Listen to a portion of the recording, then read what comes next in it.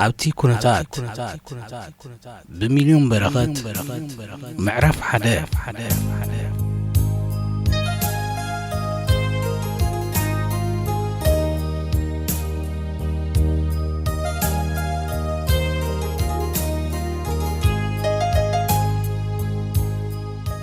آيس كريم لغز موسيلا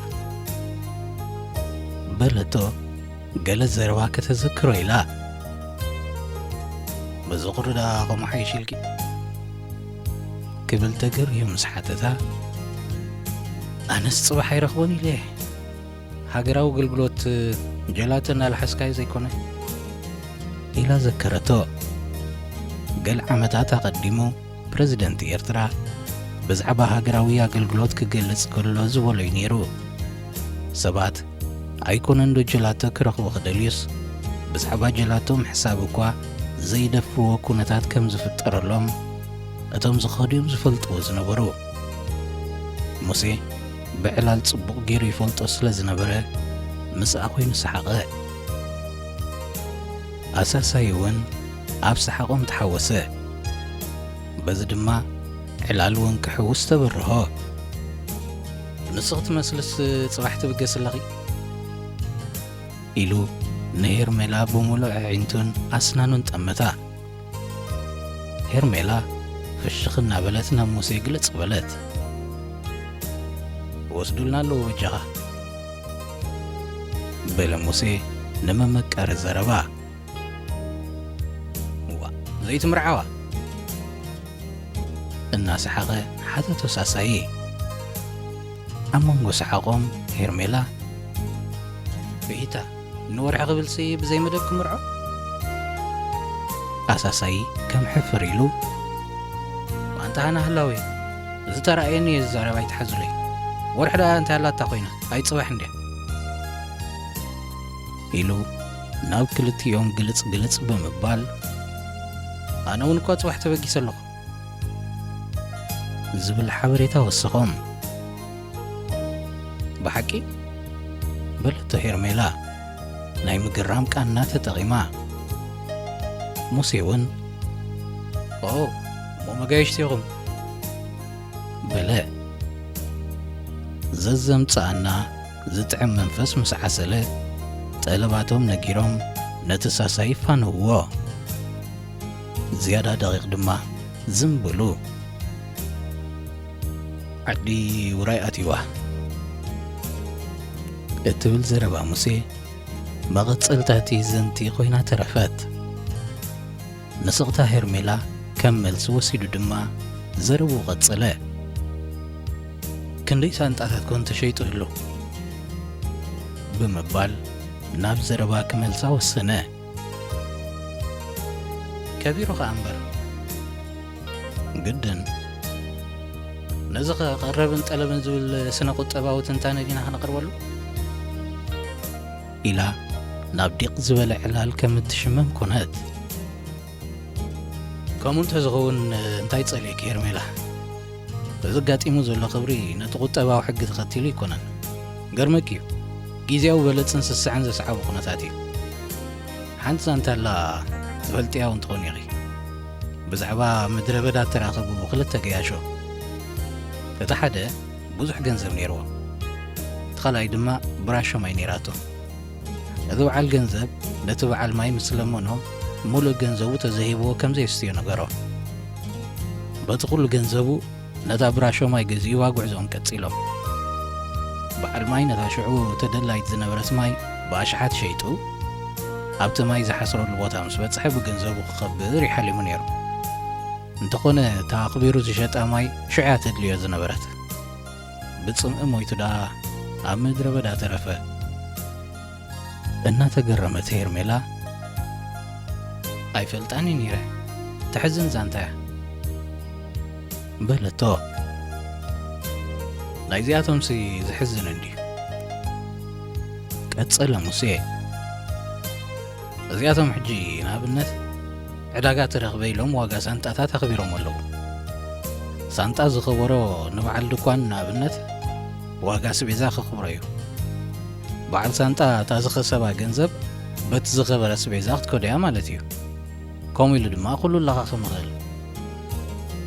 ኣብ መንፈስ ዋዛ ኮይና መቸም ሙሴ ሓንቲ ነገር ከተጉልሓ እንተደልኻ ከም ገለ ጌርካ ካጋንን ተብላ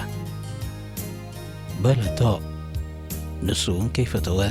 ፍሽኽታ ሰዓሮ እናተጠማሞትን ከለዉ ጠለባቶም ሒዙ ኣሳሳይ ጭዋሕዋሕ ክብል ጀመረ ክልቲኦም ሓውስ በር ደጊሎም ንኣኽብሮት ስርሑ ይመስል ኣድህቦኦም ናብኡ ገበሩ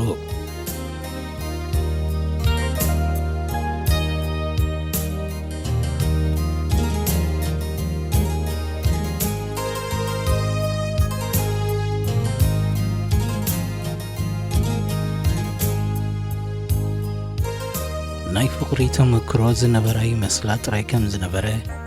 ንሙሴ ምስ ረኸበት ይዝበረሃላ ከም ዝፈትዋ ጥራይ ዘይኮነስ ንሳ እውን ክሳዕ ክንደይ ክትፈቱ ከም እትኽእል ክሳዕ ክንደይ ናይ ምፍቃር ዓቕሚ ከም ዝነበራ ኣጥዒምዋ ታዕሊም ሰዋ ወዲኣ ነቲ ዝተረፈ ኣገልግሎት ኣስመራ ምስ ተመደበት ዕድላ እንጀራ ዲኣ እናበልዐት ከተሕልፎ ዘብቅዓ ጥራዮ መሲልዋ ዝነበረ ሃገራዊ ኣገልግሎትካ ኣብ ኣስመራ ክበፅሓካ እሞ ኸኣ ኣብ ቤት ጽሕፈት እዚ ንበይኑ ዘገርም ዕድል ኮይኑዋ ኸበቅዕ ሙሴ ዝበሃል ፍጥረት ዲያ ክትብሎ ዋላስ ንባዕሉ ዕድል ኣብ ህይወታ ተወሲኹ ምስ ሙሴ ዕርክነት ምጅማር ኣብ ርእስቲ ምቁር ምንባሩ ሕሜት ዘርሕቕ እውን ኮነላ ዝፈልጥዋ ዘበሉ ኣብ ውሽጢ ኣስመራ ሃገራዊ ኣገልግሎታ ክትፍጽም ምኽኣላ ንሓለፍቲ ፍትያ ዝረኸበቶ ሓለፋይ ኢሎም ዝሓሚዋ ክመስለ ጀሚሩ ነበረ ኣብዚ ተመዲብኪ ገረም እምበር ዝብል ዘረባ ብቓናታቱ ብዙሕ መልእኽታት ይሕልፍ ገለገለ ድማ ብሰሓቕ እናምሰሉ ወይለ እንዳ ኽፉኣት እምበር በዓል ንስኸስ ኣብዚ ከም እትምደብ ይፍሉጥ ነይሩ ክብልዋ ኸለዉ ኣብ ክንዲ ምስኣቶም ምስሓቕ ጸርጸርያ ትብለሎም ዝነበረት ናይ ኮምፒዩተር ትምህርትን ክእለትን ከም ዝነበራ ከተረድኦም ትፍትን ምኹራያስ ግእዎም ጥራይ ስቕ ይብሉላ ከም ዝነበሩ ድማ ስምዓ ሕጂ ግና ሲቪል ጥራይ ዘይኮነስ ሲቪላይዝድ ዓርኪ ከም ዘለዋ ክረኣዮም ማለት እዩ ኣካላታ ብኣእምሮኣ ጥራይ ከም ዝመሓደር ክርድኦም ተተስፈወት ኣብ ኣስመራ ምምዳባ ምሸታዊ ቋንቋ ፈረንሳ ክትመሃርን ቋንቋ እንግሊዝ ከተመሓይሽን ዕድል ከፈተላ ነቲ ዕድልቲ ዝስብሕ ሙሴ እውን ተኸቲሉ መጸ ትምህርቲ ዝፈቱ ዓይነት ሰብ ብምንባሩ ኣብቲ ዝጀመረቶ ጽቡቕ ክትስጉም ሓገዛ ሙሴን ትምህርትን ከም ማይን ዓሳን ኮይኖም እዮም ዝረኣይዋ ኣብ ኩሉ ነገሩ ኣብ ውሽጢ እቲ ማዩ ዝኾነ ትምህርቲ እዩ ዝነብር ሙሴ ወዮ ኩሉ ደኣ ትምህርቲ እናተባህለ እምበር ንሱስ ሎጂክ እዩ ዝብሎ ካብ ሎጂክ ኣውፅኢካ ከተዕልሎ ምስ ህላውኡ ምፍትታን ኮይኑ ዝስምዖ ይመስል ዓቕሉ እዩ ዘጽብብ ብፍላይ ንእኒ ከመይ ስለምንታይ ዝኣመሰላ ሕቶታት ክትምልሰሉ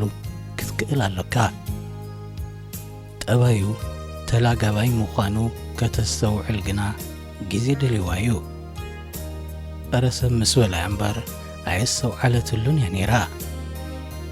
ቀደም ሸለል ባህሊት ዝነበረት ኣብዚ እዋንዚ መዋጠሪት ከም እተቐየረት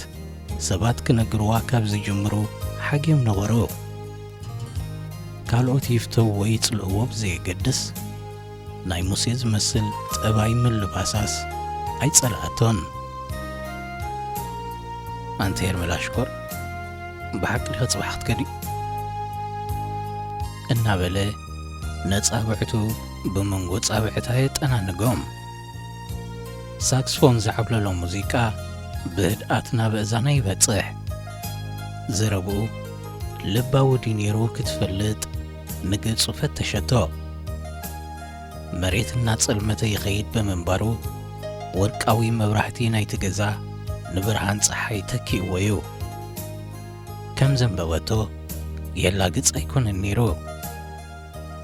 سحتي لزمت ناي دخام تبايو يغلقلو كم زنبره أستبحلت أنت مسين تخون كيخا كنت تتصانن عنس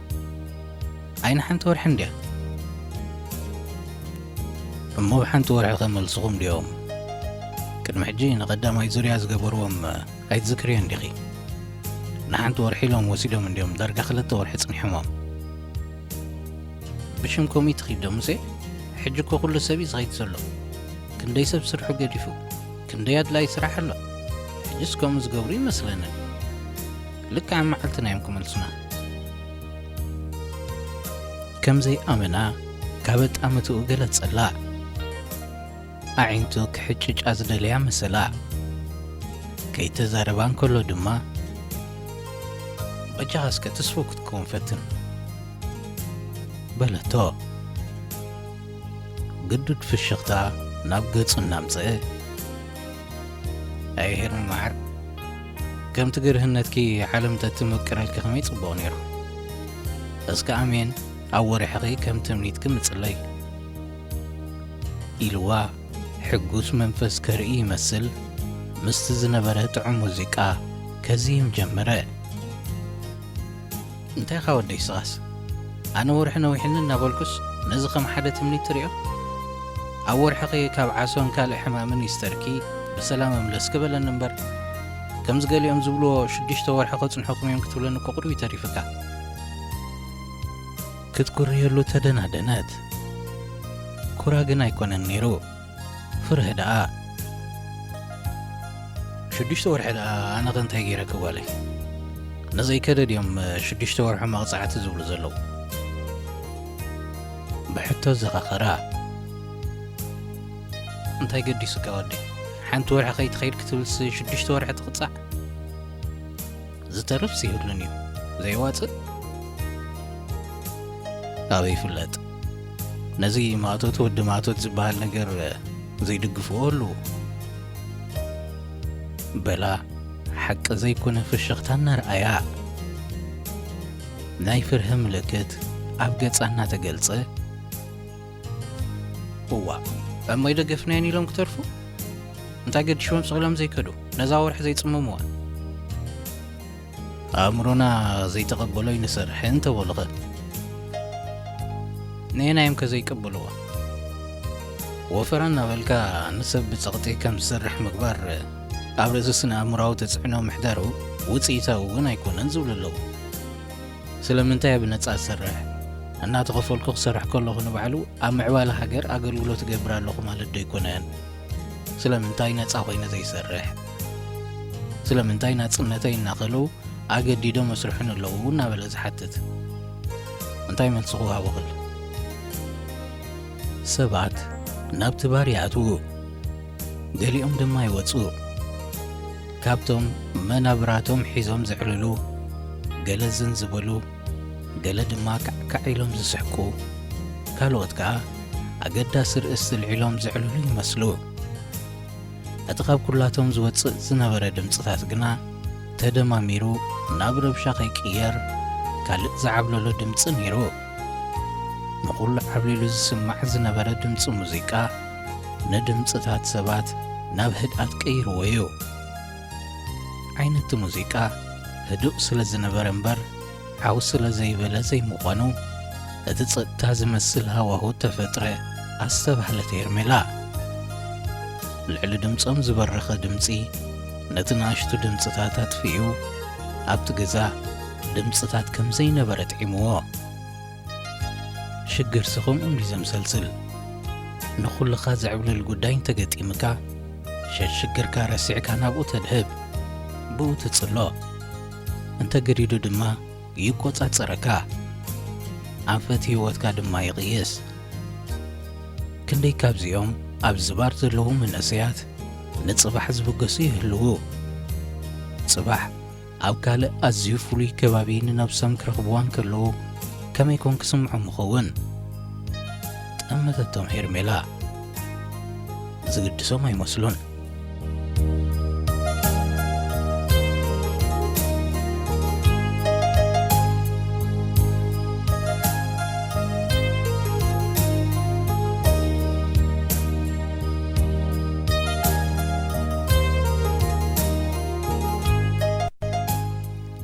ሪኢታ ንዝነበረ ሙሴ ዓይና ጨምትላ ቢላ ጠመተቶ እሞ ኢላ ቁሩብ ሓሰበት እሞ ከምኡ ኢሉ ዝሓትት መን ኣሎ ነቲ ዝመዓጎ ጎርዳዕ ምስ ኣበለ ኣነ ሓትት ኣለኹ እስከ ንበል በላ እወ ስኻ ዝተሓትት ኢኻ እናበለት ሰሓቐት ንሰሓቓ ዘሰኒ ፍሽኽታ እናረኣየ ንዓይ ዝመስሎ ከም ዘለዉ ይትዘንግዒ ቁጥሮም ብዘየገድስ ኣንታ ሙሴ ክንደዮም እሞ ከምዚ ናትካ ዝመራመሩ መንግስቲ እንተኣዚዝካ ስቒልካ ምኸድ እዩ ሓቂ ኽልኺ ሄርሚ ንሕና እውን እኮ ብዝዕሊ ኢልናሎ ጥራይና ክንተርፍ ከም ዝበልክዮ ድማ ናይ ውህዳን ርእይቶ ዓይነቱ ብዘየገድስ ዘስልጦ ዳርጋ የብሉን ከም ሓሳብ እየ ስቒላ ቕሪብ እያ ከም ሓሳብ ዳ ናሓረስቶት ኬድካ ምሕጋዝ ጽቡቕ እንዲ ብፍቕሪ ዓይኑ ጠመተቶ ኣዒንቲ ሕሊ ንኡስ ንናይ ክፋል ሞርትዖ ኹን ይጥምታ ሃልዋ ኢላ ሓሰበት ካልኦት ፍቑራትሲ ከምዚ ናትና ዓይነት ድዕሉ ዝኾኑ እውፃዕዲ ዘለኹ ምዃን እንታይ ክውፃዕ ደኣ ዘይቶም ካልኦት እንታይ ከም ዝፈትውን እንታይ ከም ዝጸልኡን ሓቂ ኻወ ሓቂ ኽወ እናተባሃልዮም ዕላል ዝኰላለሱ ኢላ ንርእሳ ዳሓሓሰት እሞ ንዕላሎም ከም ፍቕራዊ ጌራ ወሰደቶ ድሓር ከዓ ፍቕሪ ኸለዉ ዘዕልልዎ ወላ እውን ቆዮቓ እንተ ዝነብር ፍቕራዊ ምኾነ ፍቑራ ይጥምታ እዩ ነይሩ ኣዒንቱ ግና ብገጻ ሰንጢቐን ዝሓለፋ ይመስላ የማዕድዋ ናብ ሓሳብ ብዛዕባ እቲ ንሓረስቶት ምሕጋዝ ዝበለቶ ዶ ይኸውን ነዛ ዘለዋ እሞ እንታይ ይኸውፅኣላ ሃገራዊ ወፈራዊ ልምዓት ብቐንዱ ሓረስቶት እቶቶም ክከብሉ ዝዓለመ እዩ ብጥሙር ማሕረስ ፍሩይ እቶት ክርከብ ከም ዝከኣል መንግስቲ ስለ ዝኣመነ ነዚ ንምትግባር እቶም ሃገራዊ ኣገልግሎቶም ዝፈጸሙ ኣባላት ሃገራዊ ኣገልግሎት ኣብ ነፍሲ ወከፍ ዓመት ንሓደ ወርሒ ነፃ ኣገልግሎት ይህቡ ካልእ ናይ ታዕሊም መደባት እውን ኣለዎም ንሱ ግና ተወሳኺ ካልእ እዩ ሓረስቶት ነቲ ማሕረስ ስለ ዘይከኣልዎ ድዩ ምህርቲ ጐዲሉ ዘሎ ዝብል ሕቶ ቕረበላ እናሓንሳእ ብሕቶ ጥራይ ይረታሕ እዩ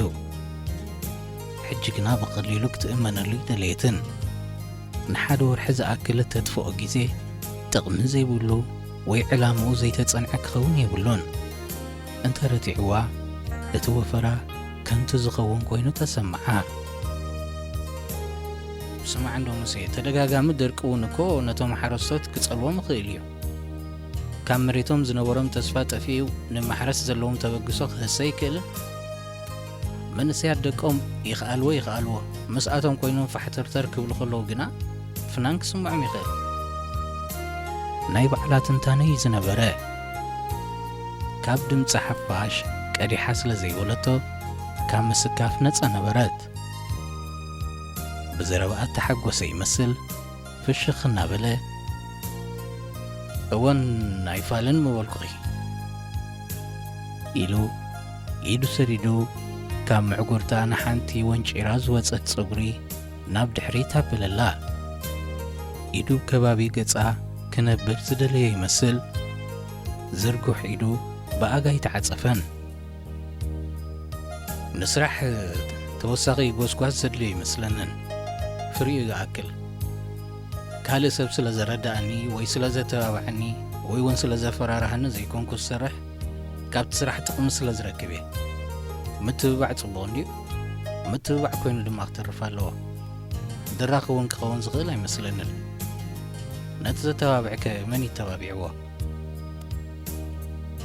ኣንታ ሙሴላ ንዓኻ ደሞ መን ስራሕ ኢሉ ፈራሪሕካ እዩ ብድሌትካ እንዲኻ ትሰርሕ ዘለኻ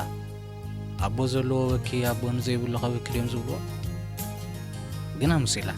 መንግስቲ ነዚ ኩሉ ዝወፍር ህዝቢ ሚልዮናት እናውፅእ ዘካይዶ ዘሎ ስራሕሲ ገለ ዓብ ጥቕሚ ዘለዎ ክኸውን ኣለዎ እምበር እንታይ ዳ ትብል በለቶ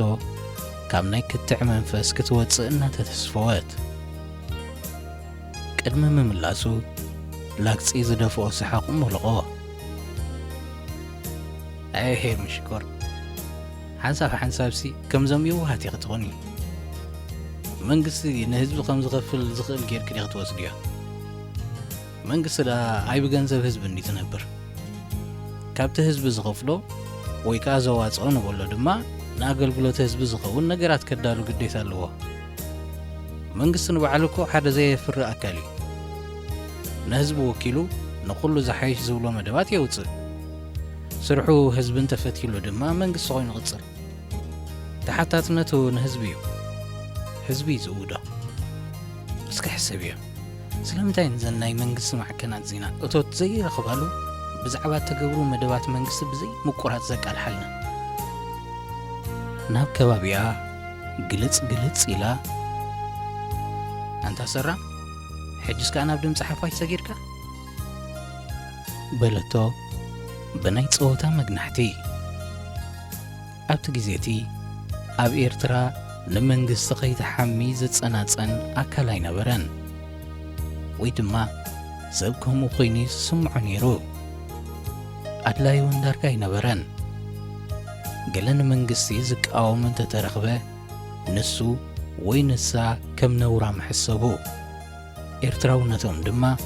ኣብ ምልክት ሕቶ ይኣቱ ዝያዳ ንመንግስቱ ዝነኣደ ዝያዳ ኤርትራዊ ይመስል ሽዑ ኤርትራዊ ተባሂልካ ክትጽዋዕ ጥራይ ሓደ ፍሉይ ብልጭ ኣብ ዓለም ከም ዘለካ እዩ ዝውሰድ ዝነበረ ብዝኾነ እቲ መንግስቲ ንውሕዳት መስመሮም ዝሰሓቱ ዝብሎም ይኣስር ከም ዝነበረ ይስማዕ ነዚ ወረዚ ቁሩብ ዘፍርህ ዝገብሮ እቲ መስመር ዝበሃል ዝነበረ ፍሉጥ ወይ ዝረአ ዘይምንባሩ እዩ ካብ ድምፂ ሓፋሽ ኢሎም ዝፅውዕዋስ ድምፂ መንግስቲ ዘይብልዋ ዝብል ዘረባ ምስ ወሰኻ ግና ነቲ መስመር ዘጠሓሰ ኮይኑ ተሰማዓ እቲ ብውሽጣት ተሰማዓ ናብ ቃላት ተቐይሩ ይወፀላን ዕላልና ብዛዕባ ፖለቲካ ጥራይ ዶ ኮይኑ ሓቀይ ብምባል ኣርእስቲ ክትቅይር መረፀት ሙሴ እውን ተረዳኣላ ኣንቲ ወዋ ሓቀኺ ኢሉ ቁሩብ ሰሓቐ እሞ ንምዃኑ ፖለቲካ እንታይ ማለት እዩ ዝብል ሕቶ ሰኣ ናብቲ ርእስቲ ንዘይምምላስ ግና ነዛ ዘረባ ብሰሓቕ ዳ ሓለፍዋ